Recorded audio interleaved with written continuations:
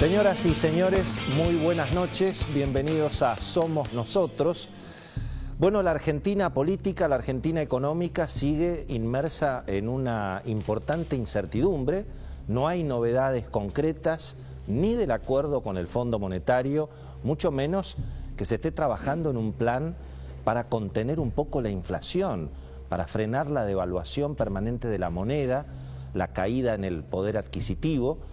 La incertidumbre persiste y, claro, es cierto, hay un rebote también en el consumo, hay un rebote en la actividad económica comparando con lo que pasaba, por supuesto, el año pasado, pero también es cierto que los sectores de alto poder adquisitivo que ahorraron dólares están ahora consumiendo un poco más. Además, nadie quiere quedarse con pesos en el bolsillo y, por lo tanto, la velocidad de circulación del dinero empieza también a finalmente a convalidar aumentos de los precios, porque antes de quedarse con la plata, todos quieren comprar lo que sea, dólares, electrodomésticos, materiales para la construcción, lo que sea, obviamente para defenderse de la inflación. Y el que necesita pesos, y bueno, algo tiene que vender, pero no se quiere descapitalizar, hay una carrera allí que evidentemente está de alguna manera retroalimentando este proceso inflacionario. Pero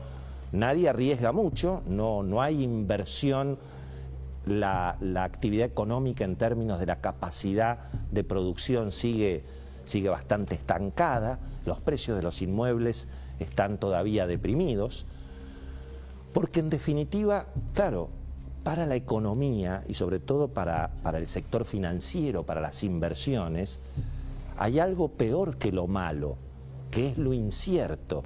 Y esto me lo explicaba hoy al mediodía un hombre con mucha experiencia en el mundo económico, en el mundo político, me lo decía tal cual, hay algo peor que lo malo, que es lo incierto. Y lo incierto es parte de lo que recién comentábamos con Luis Majul. Bueno, ¿cómo quedó el tablero político en la Argentina después de las elecciones? Finalmente, ¿quién gobierna?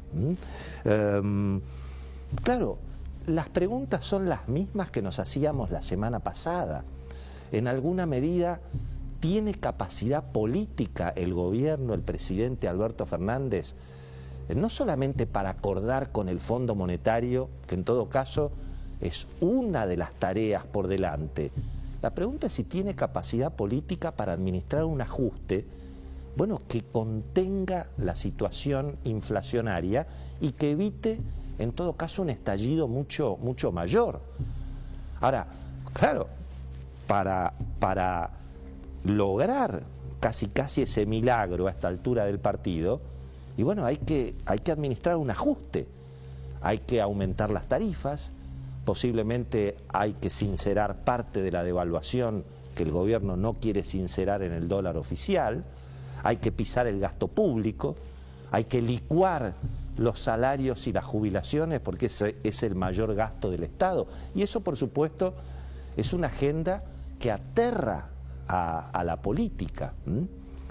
La discusión es si el ajuste no se hace, en todo caso, si esto no puede ser todavía peor.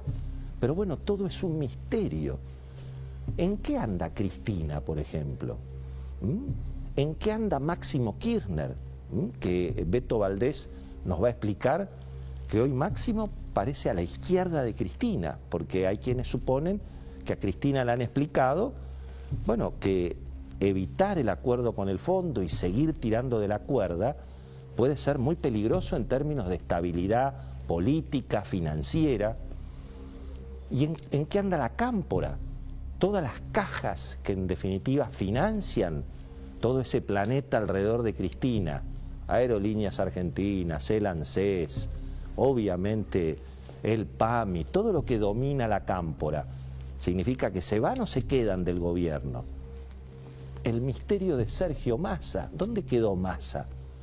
Que le prometía a los empresarios argentinos que existía un Máximo Kirchner moderado, que entendía la necesidad de sostener el capitalismo y demás. Los gobernadores, los intendentes, el establishment político que teóricamente le pide a Alberto que gobierne, que acuerde con el fondo, nadie quiere líos, pero va a tener capacidad el presidente en este sentido. También el presidente es un misterio, que va y viene. Finalmente se dio también lo que decíamos aquí antes de las elecciones. Finalmente parece como que todo sigue igual. Alberto va, viene, no se sabe si gobierna Feletti, no se sabe si gobierna Guzmán.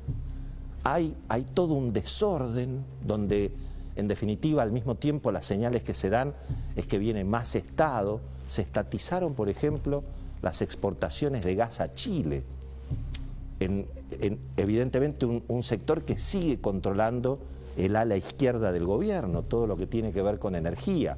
Hoy el ministro de Economía volvió con que la solución argentina es más impuestos, con esta cuestión de que, bueno, no se va a hacer el ajuste por el lado del gasto, sino que, bueno, se van a seguir aumentando los impuestos. Y bueno, y por supuesto el intervencionismo económico, los controles de precios, que en alguna medida esa tragedia que significó la intervención de Guillermo Moreno en el mercado de la carne, que destruyó el stock ganadero de la Argentina, que después además generó una escalada en el precio de la carne por falta de mercadería, toda esa experiencia, toda esa tragedia parece volver ahora en tono de comedia, ¿no? Porque esto del control de precios por un weekend, el congelamiento del precio de la carne por un fin de semana. En 35 años de hacer periodismo económico nunca vi en mi vida semejante tontería, francamente, ¿no? Porque al mismo tiempo todos sabemos lo que cuesta y lo que ha costado este fin de semana el kilo de carne, ¿no? Ahora, claro, mientras que todo esto es un desorden, lógicamente las reservas del Banco Central ya están al límite, el riesgo país está en niveles récord, hoy otra vez 1.820 puntos, y el dólar cotiza entre 200 y 220 pesos. Ese es el costo que se está pagando de una política que, bueno, que está en sus temas, que no advierte, digamos, las alarmas económicas que están sonando, y en este contexto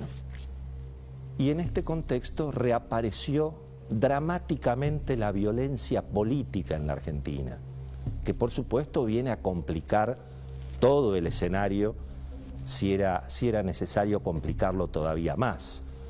Hemos asistido a un atentado terrorista contra un medio de comunicación, el ataque contra el edificio de Clarín, en el marco de una escalada de amenazas verbales muy impactantes en los últimos meses, desde Aníbal Fernández contra Nick, Mario Ishi, que decía que el pueblo se iba a levantar contra los medios, el gobernador Jorge Capitanich pidiendo regular a los medios de comunicación, el exministro Goyán, ayer lo vi por televisión, culpando al periodismo de inclinar la cancha y obviamente justificando de esa manera la derrota electoral, y el propio Alberto Fernández, que se presentaba justamente antes como un defensor de las libertades.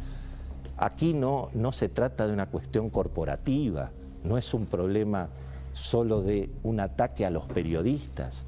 Estamos hablando de la libertad de todos, estamos hablando, en definitiva, de la convivencia en un país que ha sufrido enormemente la violencia política. Ahora, ¿la respuesta es un tuit? Yo soy muy respetuoso de las redes sociales, creo que son realmente maravillosas, disfruto muchísimo, participo. Ahora, tanto en el oficialismo como también en la oposición, me parece que lo que está pasando en la Argentina merece algo más que un tuit, independientemente del contenido de esos tuits, ¿no? El presidente que habló de un episodio, hubo un ataque que creo que no tiene antecedentes, por lo menos durante la vida democrática de la Argentina, nunca ocurrió, incluso durante la anterior etapa del kirchnerismo, los ataques a los medios, pero, digamos, ir a los hechos, un comando terrorista moviéndose con toda impunidad, tirando bombas Molotov Eso no se había visto hasta ahora. Y estamos en una escalada de violencia política que se va consolidando. Hemos visto lo que pasó otra vez en el sur argentino. Hemos visto lo que está pasando en Rosario, donde hay evidentemente, bueno, un escenario de violencia política narco para extorsionar, desde luego, a la política, a las instituciones, y ni hablar el estado de violencia en el conurbano bonaerense, en la zona sur, obviamente, de la ciudad de Buenos Aires. La Cámpora directamente, prácticamente faltó que dijera se lo merecen los periodistas, ¿no? Porque en la seguidilla de tweets que avaló Cristina Kirchner, la Cámpora dijo algo así como, bueno, como promueven el odio, ahí tienen, ¿no? Y después, por supuesto, obviamente repudiaron el ataque. Y la oposición, ni siquiera una conferencia de prensa, ¿no? También todos por Twitter, como para cumplir. Total, hacer un Twitter es un teléfono, ¿no? Bueno, en eso está la política, ¿no? La política evidentemente está en su mundo, parece no registrar ni las alarmas económicas ni las alarmas institucionales. Están en las reelecciones indefinidas, los intendentes, obviamente en cómo posicionarse para el 2023, si va a haber paso o no va a haber paso dentro del peronismo. Cristina está muy activa también en eso. La oposición al mismo tiempo ya prácticamente dividida. Están el PRO entre los que están con Horacio Rodríguez Larreta, los que están con Macri, la Unión Cívica Radical obviamente que ahora también se siente mucho más empoderada.